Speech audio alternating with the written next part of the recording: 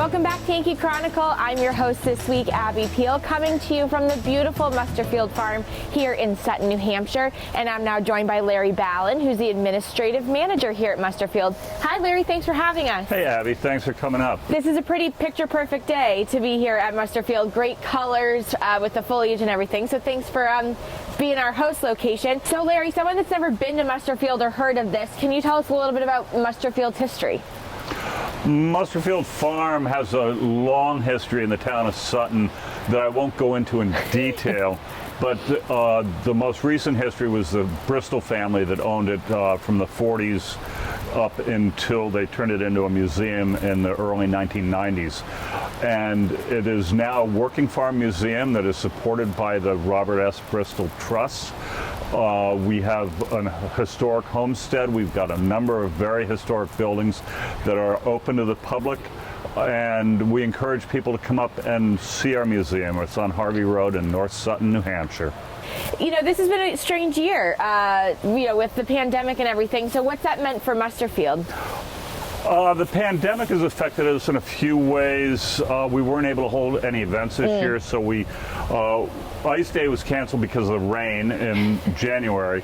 Then after the pandemic started, we were unable to have our June Jam, unable to have Farm Days, unable to have Harvest Day, which would have been last weekend. So that's resulted probably in a loss of about $20,000 of revenue for us. It's been difficult to manage the farm stand as we normally have, so we ended up moving it to more of an outdoor market, which worked well, and people were very cooperative in the social distancing and being patient to go and pick up their produce and vegetables. We did have a little bit of labor issues in that we have college students, high school students who work for us. They had to quarantine prior to going out of state to go to school, so we had to juggle our employees quite a bit. But we had a successful summer. Everything got harvested. It was a great year for growing crops. Our customers were, as I said, very cooperative. So all in all, we feel fortunate that we were able to be in this beautiful place and continue what we do best. Definitely. So I think one of the things that I found with Musterfield this summer is because people didn't have so much going on in such a busy summer, people use this as kind of an escape. So did you find people were coming and kind of just enjoying it more than popping in, getting something from the farm standing and heading out? We noticed a lot of people lingering. Yeah. A lot of people going for walks along the road and out in the fields. Spending a little bit more time enjoying the property here, sure, as opposed to just grabbing something and running away. Yeah. So it's been nice. Unfortunately, we didn't give any tours of the homestead this year. We haven't really encouraged people to be in and out of our buildings as much, but they'll be here next year. And how do you rely on trying to make up that lost revenue that you had?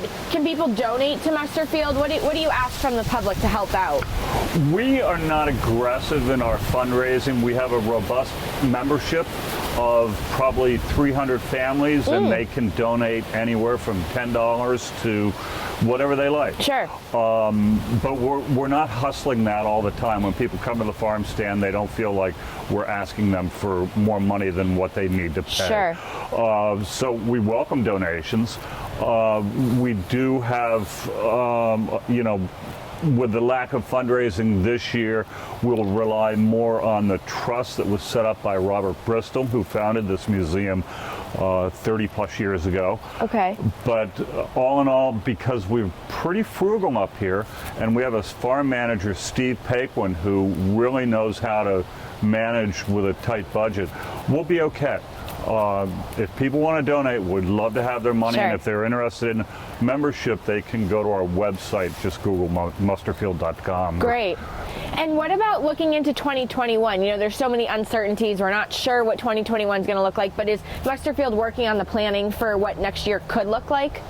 We generally don't change our plans very much. Yeah. We'll be in the woods this winter cutting another 60 cords of wood. Yep.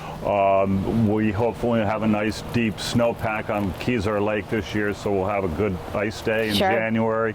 We'll fill up our ice house again in hopes that we have events that we can use it at this summer or next summer. And we'll just plan on having another year like we did this year. Yeah. And if we can have our events, that's great. If not, then we'll have to go with the tide that, you know, the environment presents to us. Sure. Larry, we really appreciate you hosting us and talking to us about Musterfield, and we encourage everyone to come take a look up here, especially during this time of year. It's pretty spectacular. It's a pretty spot. Thanks for having us. Thanks for having us. It is amazing what they're doing here. This is a perfect social distancing kind of place to visit. If not this year, you need to put it on your calendar for next.